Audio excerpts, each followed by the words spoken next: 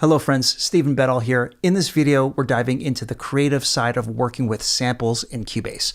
We'll start with the media bay to explore loops and one-shots that come bundled with Cubase. Then we'll get hands-on with a sampler track to slice, pitch, and reshape sounds in unique ways. These features are going to open up a lot of possibilities for rhythm and texture in your productions. So let's check it out. So first, taking a look at the media bay, which lives over here on the right. This is Cubase's powerful built-in content browser that allows you to search, preview, and manage a wide variety of media, ranging from audio loops and samples to presets, MIDI patterns, and instrument patches. Let's go ahead and click on Loops and Samples and take a look at some of the factory content that ships with Cubase. Maybe we'll check out the Hip Hop Vault. I love this pack. Now we can come up to the top here and search keywords. Let's search for drum samples. I'll just type drum.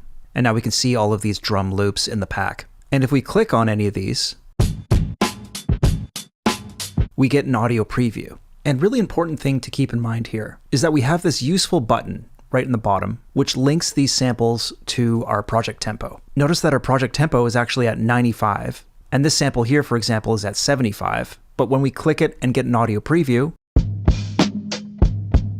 we're hearing it at 95. So this is a really handy feature. I want to leave this button on so that I can preview any of these samples in the right tempo. And say if I want to use this loop, let's click and drag it into the session. Notice that it also imports the loop at the right tempo as well. So let's look for another loop. Maybe I'll type in piano to the search, see if I can find something melodic to throw in the mix here.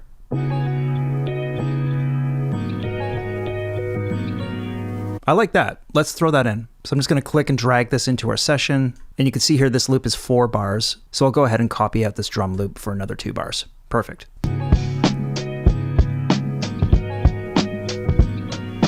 Something else important to note here is that all of these samples have tempo information embedded in them, which makes it easy for Cubase to sync everything up. As long as we have musical mode engaged here at the top, we can actually change our project tempo and all of these samples will adapt to it. So for example, if I change the tempo to 75 and press play,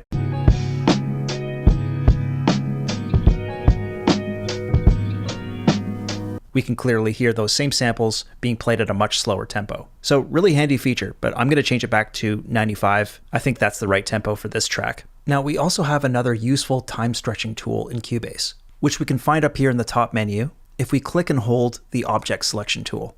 Let's switch this to Sizing Applies Time Stretch. You can also activate this by pressing 1 on your keyboard to cycle through the object selection modes, or you can create a custom key command for it. So to demonstrate how this works, let me find another sample. So maybe I'll use this percussion loop here. Let's drag this in. Sounds like this.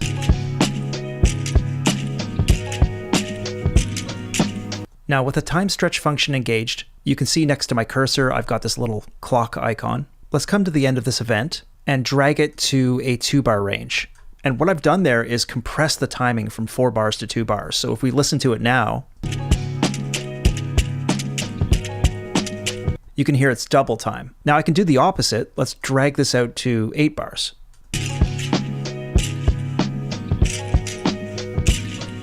And now you can hear it's half time. So it's a really cool feature. And one other thing I want to show you really quick. You may have noticed that when I apply a time stretch, it's really easy to lock this audio event to the grid, wherever I place it. And this is because I have snap mode applied. If we come up to the top here, I can turn snap on and off, or I can just hit J on my keyboard. And I'll show you what happens if I turn snap mode off. You can see that when I apply my time stretch now, I can smoothly and precisely place it anywhere I want on the timeline rather than locking into the grid. And snap mode will apply to any edits I make to this event. I'll come back to my object selection tool, click and hold, we'll change it back to normal sizing. I'll turn snap mode back on, and you can see that if I want to adjust the length of this event, same idea, locks to the grid. I usually just leave snap mode engaged because if I ever need to disable it, I can just hold down Command or Control on a PC and make my adjustment and it will temporarily disengage it. So let's switch gears here. I want to show you guys the sampler track. This is a completely different approach to working with samples in Cubase. So I'll delete this piano track. I'm going to hit T to load a new track and I'm going to choose the sampler. Coming back to that same piano loop in the media bay, I'm going to drag and drop it directly into this sampler track. And now that I've done that, I can trigger this sample on my MIDI keyboard. and I can even play it in different pitches. So I'd like to chop this loop up and do something cool with it. The first thing I'm going to do is come down to the bottom left here where it says audio warp. Let's click this on, and I'm also going to click sync. And in the same way that musical mode syncs our audio loops to the project tempo, this essentially does the same thing. And no matter where I trigger the sample on my MIDI keyboard now, it's going to play it at 95 BPM.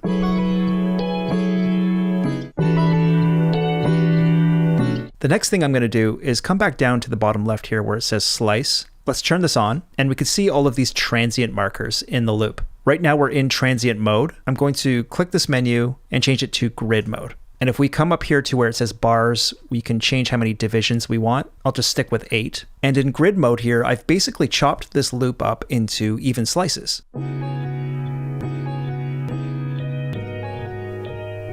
And each of these slices is automatically assigned to different notes on my MIDI keyboard. Now, sometimes when you chop up a loop like this, you might get some weird clicks and pops. If I come over here to the bottom right where it says amp, let's click this mod button, and I'll just slightly adjust my attack, and I'll also kill this release completely. So now when I play it on my keyboard,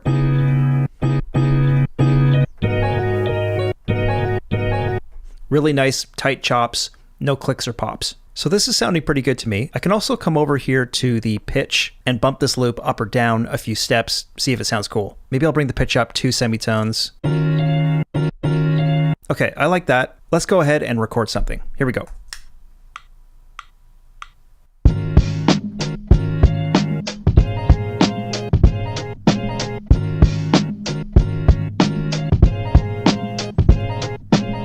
Okay, so we can see that sample chopping was captured as a MIDI performance here, and we can go in and quantize it if we need to, adjust our velocity and length, but it sounds pretty good as is. The sampler track is an amazing tool. There's so much that you can do with it. Aside from sample chopping like we just did, you can also use it to create your own custom instruments. For example, if we load up a new sampler track and search for a really simple one-shot sample, something like this. Let's drag that in the sampler track. And just like that, you've got this really cool sounding synth. I'm going to adjust the attack here on the amp module. And we can load some reverb on this sampler track as well. A bit of revelation here sounds really nice. And it sounds a little bright. I'll turn my filter on and let's adjust the cutoff. I think this could work for our track. Let's hit record, see what happens.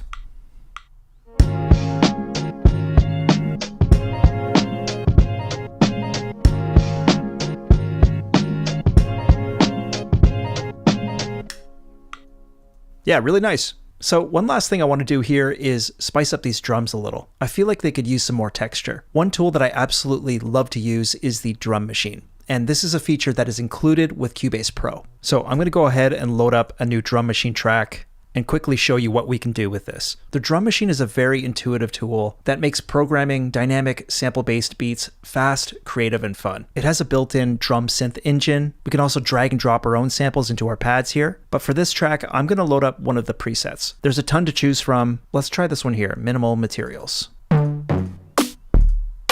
And check this out. We also have this very useful pattern sequencer. If we come up to MIDI and open up the pattern editor, we can quickly draw in our custom patterns here. It's a ton of fun to play with. What I'll often do is just use the randomize pattern button. Let's click that. And as you can see, we can just quickly generate new ideas.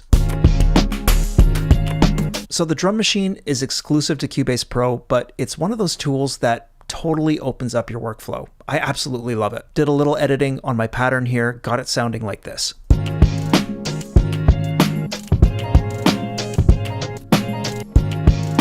So I like the way that sounds.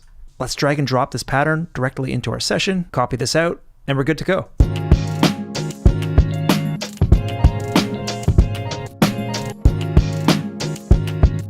Okay, that's going to do it for this video. That's a quick look at creative sampling in Cubase. We explored the media bay for finding and syncing loops and one-shot samples, and we worked with a sampler track to slice and reshape sounds. If you want to learn more about the drum machine, make sure to go to steinberg.net. This is a feature that's included with both Cubase Pro and Cubase Artist, and it is a ton of fun to work with. I highly recommend it. In the meantime, thanks so much for watching, and I will see you in the next video.